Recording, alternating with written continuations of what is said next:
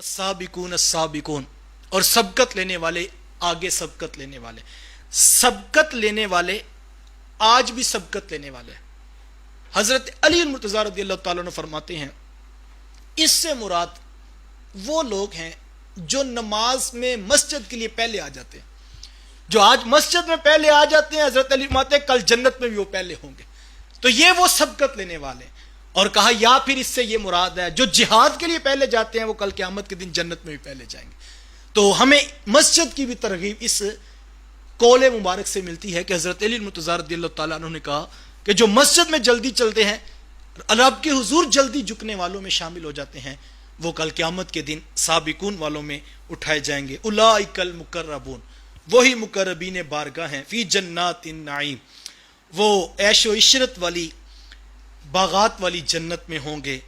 ثلۃ، ایک بڑی جماعت، من الاولین، پہلوں سے، وقلیل، اور قلیل تعداد، من الآخرین، پچھلوں سے۔ ایک بڑی جماعت پہلوں میں سے اور ایک جماعت بعد والوں میں سے۔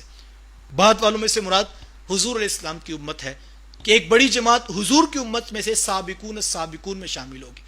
جیسے حضور کی امت میں سے کچھ لوگ بغیر حساب کے جنت میں جائیں گے اور وہ سابقون السابقون والی فہرست میں ہوں گے، اسی طرح ہر نبی کی امت میں سے جن لوگوں نے پہلے پیغمبر کی تائید کی، ان کا کلمہ پڑھ لیا اور ان کے احکامات کو قبول کر لیا، وہ بھی انہی میں سے ہوں گے۔ اور فرمایا کہ اب ان کی شان آگے بیان کی بڑی تفصیل کے ساتھ کہ جو پہلے جنت میں جائیں گے اللہ ان کو کیا کچھ عطا کرے گا، اور یہاں سے خوبصورت انداز میں جنت کا تذکرہ آپ سماعت کریں، اور جب ان آیات کو میں اور آپ پڑھیں تو دل کا ایک ایک پرت اللہ کی بارگاہ میں دعا کرے، مالک یہ نعمتوں والی جنت ہمیں بھی نصیب فرمانا۔ علی سرور موضونہ، فرمایا کہ وہ پلنگوں پر بیٹھے ہوں گے، اور وہ ایسے پلنگ ہیں کہ جو سونے کی تاروں سے بنے ہوئے ہیں۔ متقین علیہا متقابلین، وہ تکیے لگا کر بیٹھے ہوں گے اور آمنے سامنے بیٹھے ہوں گے۔ وہ کتنے کتنے اونچے، کتنے کتنے بڑے پلنگ ہوں گے۔ حدیث میں آتا ہے اللہ کے رسول صلی اللہ علیہ وسلم نے فرمایا کہ ان کی اونچائی اتنی ہوگی، فرمایا جتنی زمین و آسمان کے درمیان چوڑائی ہے۔ اتنے اتنے بڑے پلنگ کے اوپر جنتی بیٹھے ہوں گے۔ اور میں یہ آج پڑھ رہا تھا تو مجھے ایک پرانا واقعہ بھی یاد آ رہا تھا۔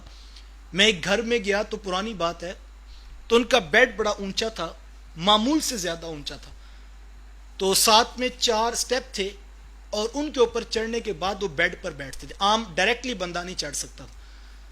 تو تھوڑا تعجب بھی ہوا اور عجیب سا بھی لگا یہ، تو رہا نہ گیا، تو میں نے میزبان سے پوچھ لیا کہ اتنا اونچا کیوں آپ نے بنایا ہوا ہے؟ تو وہ کہنے لگے یہ جو ہے وہ ہمارے علاقے میں سٹیٹس سمبل سمجھا جاتا ہے کہ جو امیر آدمی ہوتا ہے اس کا بیڈ اونچا ہوتا ہے، تو 4 5 6 فٹ کا اونچا ہوگا، جس کے لیے 3 یا 4 سٹیپس تھے۔ تو میں آج یہ پڑھ رہا تھا کہ انسان کا بس چلا تو اس نے 5 6 فٹ کا اونچا کر لیا۔ اگر یہ سٹیٹس سمبل ہے تو دنیا کا کیا سٹیٹس ہے؟ یا سٹیٹس تو کل اس کا جنت میں ہوگا کہ جس کا بیڈ جو ہے وہ رب فرماتا ہے، اللہ کے رسول فرماتے ہیں 500 سال کی مسافت کے اوپر ہوگا، اور 70 ہزار حضور میں بستر اس کے اوپر لگے ہوں گے، اور جب جنتی اس کے اوپر بیٹھے گا فرمایا کہ متقین علیہا متقابلین، وہ آمنے سامنے تکیے لگا کے بیٹھے ہوں گے، جنہوں نے ساری زندگیاں حلال کمانے میں گزاری، جنہوں نے نظروں کی حفاظت کی، جنہوں نے خوف خدا میں، خشیت الہی میں زندگیاں گزاری۔ کبھی آپ نے دیکھا ہو یہ مزدور جب تھکا ہارا گھر آتا ہے نا، یا کہیں وہ کھانا کھانے کے لیے بیٹھے، تو جب وہ بالکل فری ہو جاتا ہے، اس کی تھکن اتارنے کا اگر آپ سٹائل کبھی دیکھیں تو بالکل ٹیک لگا کر جو ہے وہ سکون سے بیٹھا ہوتا ہے، کیونکہ اس کو پتا ہوتا ہے میرا کام ختم ہو گیا ہے اور اب میں مزدوری لے چکا ہوں۔ فرمایا متقین علیہا متقابلین، جنہوں نے ساری زندگیاں تقوی سے گزاری ہوں گی، راتوں کو اٹھ اٹھ کر رب کو یاد کیا ہوگا، احتیاط کے ساتھ زندگیاں گزاری ہوں۔ کل یار وہ قرآن کہہ رہا ہے وہ ٹیک لگا کر بیٹھے ہوں گے، اور وہ پھر آمنے سامنے بیٹھے ہوں گے۔ اللہ اکبر۔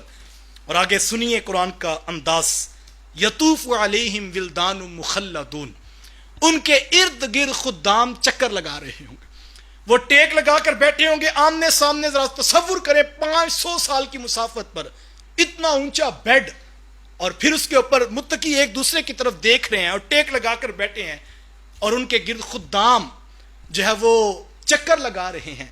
کتنے خدام؟ 10 20 30 40. آج کوئی بڑا امیر ہو وہ کہتا میں نے 200 ملازم رکھے ہوئے ہیں. کسی کے فیکٹری کے اندر بھی ہو تو کہتا جی 2000 بندوں کو تو میں تنخواہ دیتا ہوں. بڑے ملازم ہیں یار جس کے 2000 ملازم ہو. اللہ اکبر. سنو جو کل قرآن کہتا ہے جو چکر لگا رہے ہوں گے ایک جنتی کے گرد. میرے حضور فرماتے ہیں جو سب سے ادنا درجے کا جنتی ہوگا اس ایک جنتی کو اللہ 80,000 غلام عطا فرمائے گا. 80,000 غلام اس کے گرد حکم کے پابند ہوں گے. جس نے ساری زندگی رب کے حکموں کو مانا آج 80,000 غلام اس کے حکم کے پابند ہوں گے. اللہ. اور وہ کتنے خوبصورت ہوں گے. سورۃ الدہر اٹھائیں, یہی لفظ ہیں یطوف علیہم ولدان مخلدون. وہ خدام, وہ نوجوان لڑکے ان کے گرد جو ہے وہ چکر لگا رہے ہوں گے, اتنے خوبصورت ہوں گے. قرآن کہتا ہے اذا رأیتہم حسبتہم لؤلؤا. قرآن کہتا ہے جب اے مخاطب تو ان کو دیکھے گا نا تو وہ خدام ایسے لگیں گے جیسے موتی بکھرے پڑے ہوتے ہیں. اتنے خوبصورت غلام عطا کرے گا اللہ. اللہ اکبر. یار جس کے غلام اتنے سونے ہوں گے اس کے اپنے حسن و جمال کا عالم اس وقت کیا ہوگا. چونکہ آقا تو آقا ہی ہوتا ہے. جس کے 80,000 غلام اتنے سونے ہوں گے. اور ایک حدیث میں حضور میں انہوں نے 2 پیالے پکڑے ہوں گے, ایک سونے کا ہوگا اور ایک چاندی کا پیالہ ہوگا. اور حضور میں ہر پیالے کے اندر ایسا مشروب ہوگا جو دوسرے میں نہیں ہوگا. اور جیسے ہی وہ کہے گا خدام اس کے پاس حاضر خدمت ہوں گے اور وہ اس کو پینے کا جام پیش کریں گے.